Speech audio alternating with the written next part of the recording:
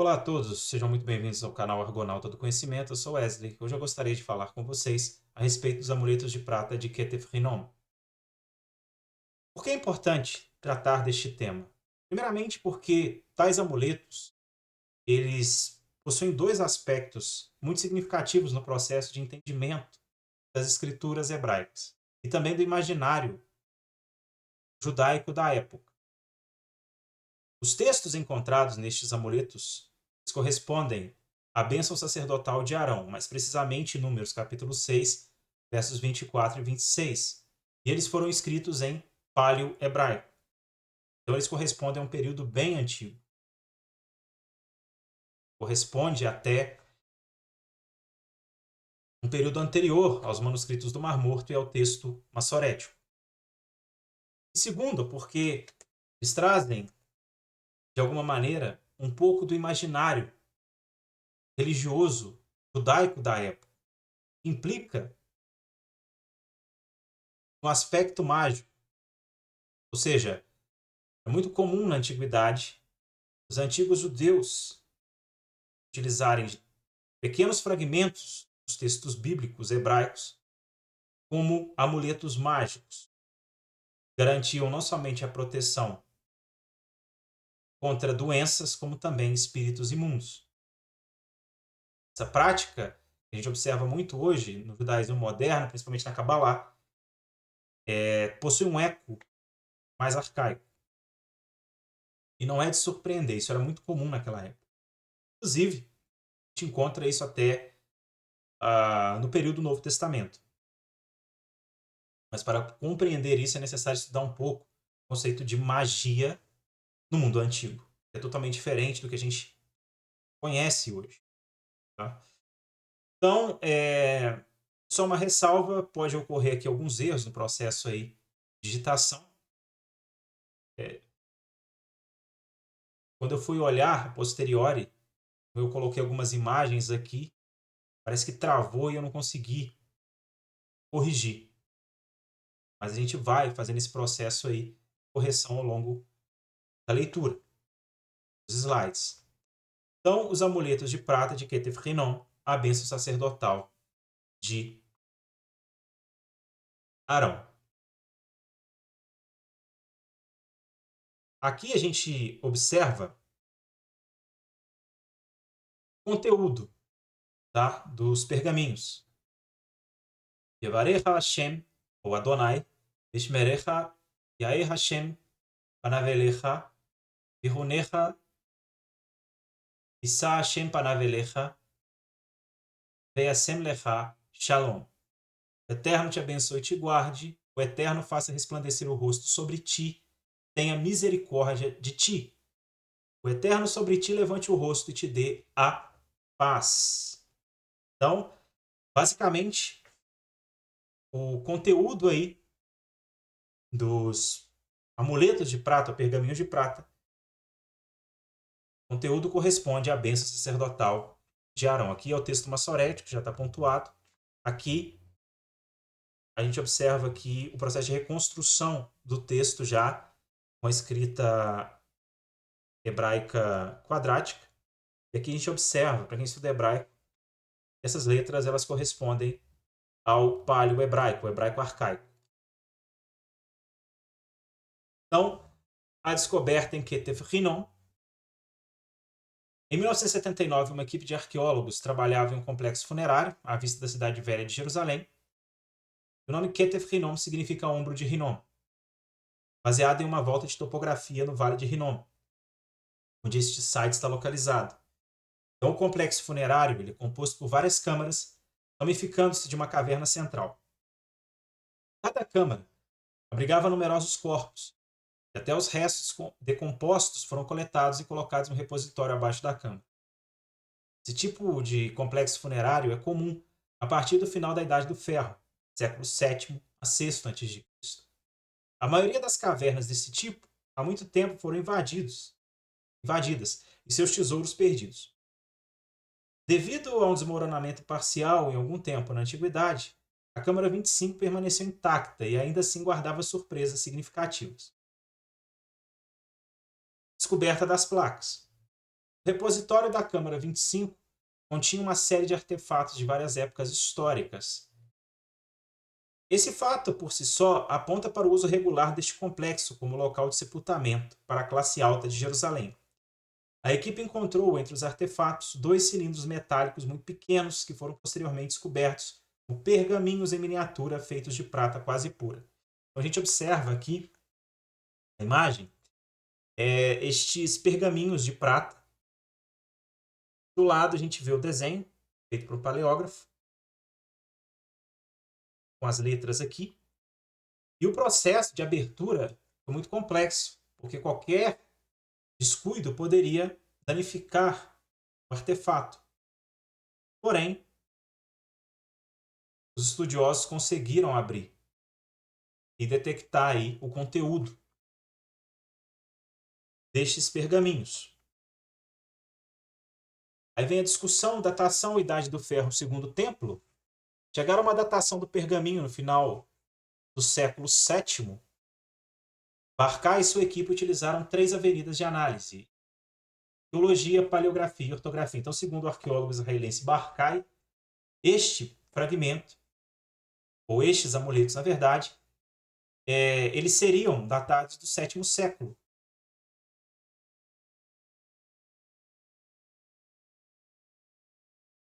Então a gente observa a arqueologia. Então a equipe do Barkay utilizou aí 3 avenidas neste processo: arqueologia, paleografia e ortografia. A arqueologia é bastante direta. Os pergaminhos foram descobertos nas camadas inferiores e traseiras de uma câmara funerária. Repositório que remonta claramente à Idade do Ferro. Assim, numa análise justa e ignorando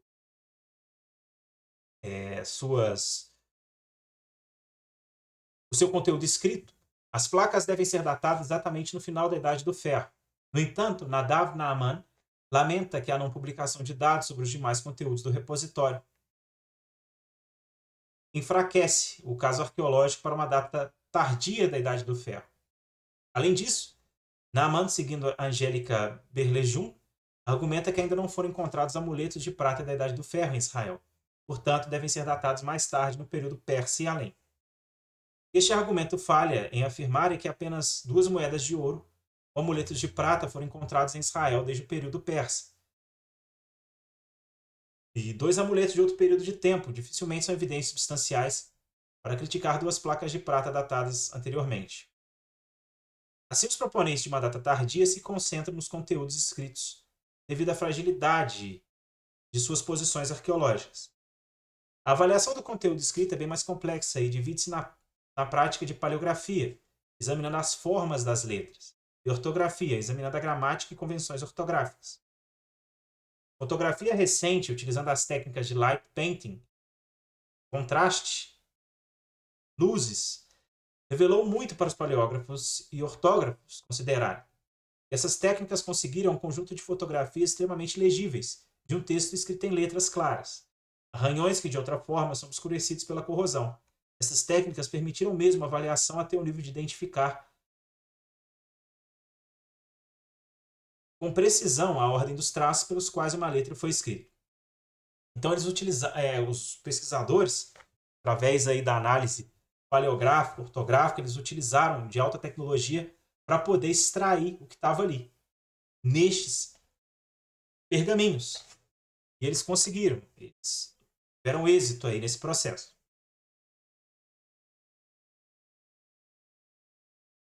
Um dos críticos mais francos dos primeiros anos de Barkay foi Johannes Rens. Sua avaliação paleográfica foi baseada nas fotografias originais, de qualidade muito inferior. Assim, muitas de suas objeções mais fortes foram adequadamente respondidas, simplesmente pela resolução mais nítida e iluminação das fotografias mais recentes. Afinal, nada na paleografia põe em dúvida a data arqueológica inicial proposta. Apesar da revelação das novas fotografias, muitas letras só são visíveis em parte. Em parte, ou foram totalmente perdidas devido à corrosão das placas de prata. E isso tem levado a diferentes reconstruções do texto e desafia algumas das conclusões ortográficas e interpretativas de Barkay. Um dos exemplos mais controversos é a presença da letra Yud na palavra Panav, de Ketef Rinon, Devido à teoria ortográfica predominante, este uso de uma mater lectionis empurraria a datação desses pergaminhos para o período exílico, embora não seja impossível. Embora não seja impossível compreendê-lo como uma leitura tardia da Idade do Ferro, Barca ainda propõe que pode ter havido algumas diferenças ortográficas entre os reinos do Norte e do Sul que poderiam explicar o uso de mater lectionis interna na Idade do Ferro. Essa grafia pode ser corroborada por cartas de Laques com grafias como aí a carta 6 e Elohecha, inscrição de Kibert Beit Lei. E Alecha, palimpsesto, papiros de Wad Murabat do século VII. E Lefanecha, da carta Aradnos 739. E é difícil fazer um caso conclusivo em qualquer direção que aponte para a natureza transitória da ortografia neste período de tempo. Assim, todos esses 3 mestres de avaliação oferecem razões substanciais de entender que esses escritos chegaram até nós do final do sétimo século a.C. E menciona...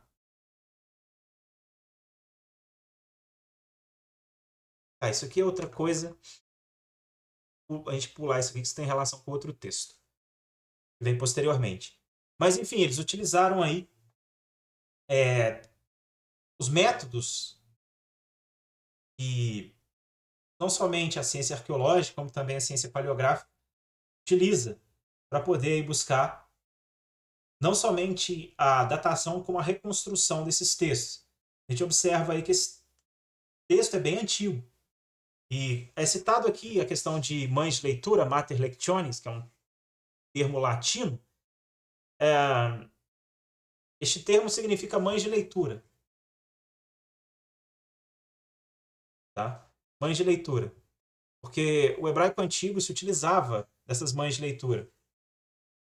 A posteriori, o texto foi perdendo essas mães de leitura. No texto massorético, a gente observa muito a ausência dessas mães de leitura, que são substituídas pelas pontuações, pelos nikudot, né, os pontos, etc. Porém, a utilização de mães de leitura corrobora com a antiguidade aí do texto.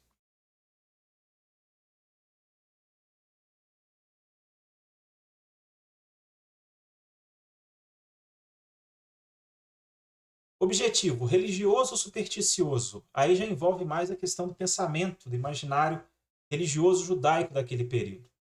Tendo considerado o período de tempo em que essas placas foram escritas, é importante considerar como elas foram vistas e usadas por seus proprietários, com base na arqueologia, contexto e o conteúdo das placas. Barclay rotula esses pergaminhos de prata como amuletos. Um amuleto é um objeto usado ou mantido próximo à pessoa, como uma proteção contra o mal, natural e sobrenatural. As inscrições de amuletos foram escritas por extenso ou abreviadas. A presença de amuletos é amplamente atestada no final da Idade do Ferro em Israel. Theodore Lewis comenta: evidências arqueológicas têm oferecido ampla prova de que os judeus da Idade do Ferro realmente poderiam conhecer e possuir amuletos. Uma porcentagem dos proprietários de amuletos apotropaicos, atribuindo poder para eles. No entanto, é verdade que não temos a presença explícita de encantamentos apotropaicos dentro da Bíblia hebraica. O Egito parece ter sido uma das principais fontes de tais objetos e práticas religiosas. Muitos desses amuletos não eram baseados em texto, mas alguns registram encantamentos e bênçãos. E, além disso, muito frequentemente, esses amuletos da Idade do Ferro são encontrados em tumbas semelhantes às de Ketef Hinnom. Isaías 3:20 menciona Lahashim como parte de uma lista de joias femininas que podem ser traduzidas como amuletos ou encantos. Essa palavra em hebraico moderno tem relação com feitiço, com encantamento. Tá? E a gente observa aí que no texto de Isaías, essa palavra também tem relação aí com a ideia de amuleto e encantamento. Assim, o contexto arqueológico está maduro para ver esses pergaminhos como amuletos. O fator mais decisivo na determinação do uso dessas placas é o próprio texto do material introdutório. A natureza da bênção faraônica para abençoar e manter, proteger, pode se encaixar na natureza geral de uma inscrição de amuleto. Também é escrito de forma abreviada, o que permite mais para ser escrito no espaço apertado de um amuleto, que um amuleto geralmente oferece. Mas a mera presença desta benção não o torna um amuleto. Poderia ser entendido mais de acordo com a tradição de Mezuzot e o Tefilim. No entanto, mesmo essas práticas tradicionais foram distorcidas ao longo da história, e longe de seu uso original, pretendido como lembretes de lealdade à aliança. As linhas introdutórias do pergaminho mencionam o Senhor como aquele que mantém o amor da aliança e como o guerreiro, repreendendo o mal. O título Shomer é muito comum na Bíblia hebraica, é uma citação direta de Deuteronômio 7:9, 1 Reis 8:23, Daniel 9:4 e Neemias 1:5. Shomer é guardião. O título Ezer, que é ajudador, também, né, que pode significar ajudante, ou mais especificamente ajudante na guerra ou guerreiro. 1 Reis 20:16, Isaías 31:3, 1 Crônicas 12:1.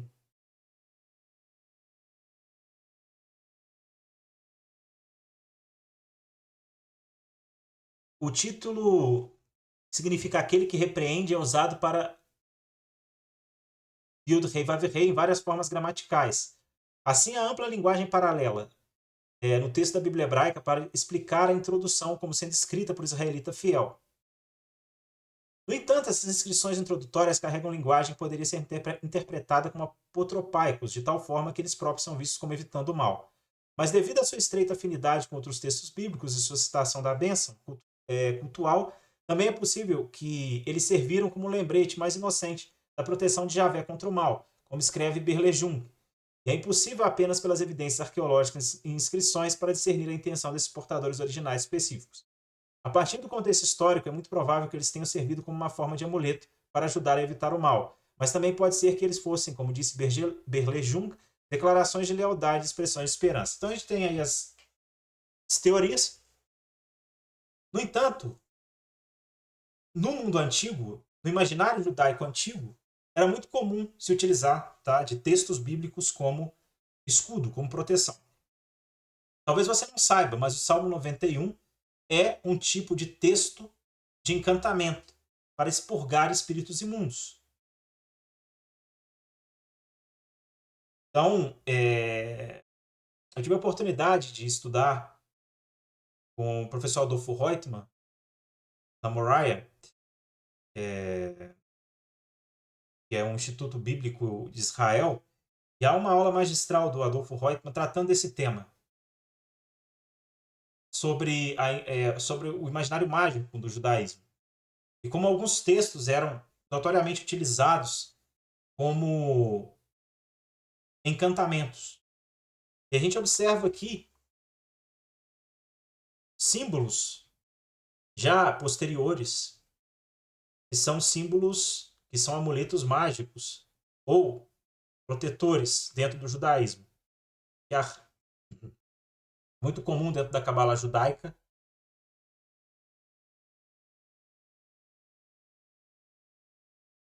Então a gente observa